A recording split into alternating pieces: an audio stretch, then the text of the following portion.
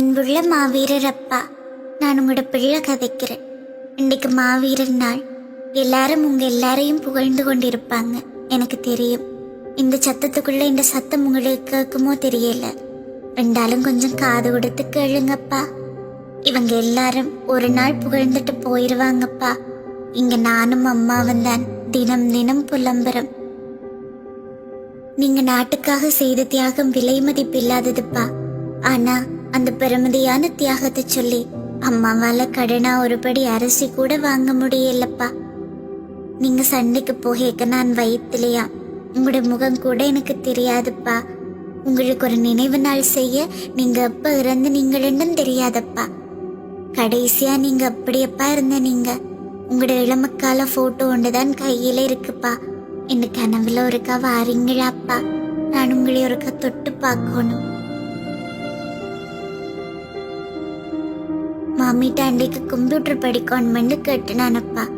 அதுக்கெல்லாம் கொப்பன் காசா சேர்த்து வச்சிருக்கிறான்னு கேட்டாங்க. இந்த வீரம், மானம், விடுதலை இப்படி நீங்க சேர்த்து வச்சதெல்லாம் பெருமதியானது தானேப்பா. அதை வச்சு உங்க பிள்ளையால விரும்பினதை படிக்க கூட முடியலையேப்பா. நீங்க இருக்கிறப்போ இருந்த மாதிரி இப்ப எதுவும் இல்லப்பா. ஆனா அந்த அடக்குமுறை மட்டும் அப்படியே இருக்குப்பா. உங்களை போல என்னட்டையும் ஒரு ஆயுதம் இருக்கு. அது என்னோட புத்தகம்பா.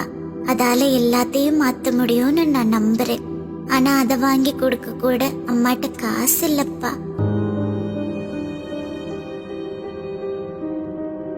டாக்டரோட பிள்ளை, இன்ஜினியர்ட பிள்ளைன்னு பெருமையா சொல்லிக்கொள்ற மாதிரி ஏன் மாவீரர் பிள்ளைன்னு சொல்ல முடியலப்பா. பிரச்சனைக்கு என்ன தூக்கிட்டு ஓடி வரும்போது அம்மாக்கு கால் போயிட்டது. அம்மாவால வேலைக்கு போக முடியல. அம்மா காரணம் சொல்லாம இரவெல்லாம் அழறாப்பா. பக்கத்து வீட்டு அண்ணன் அண்டைக்கு அம்மாட்ட ஏதோ பிரச்சனை பண்ணினவர்.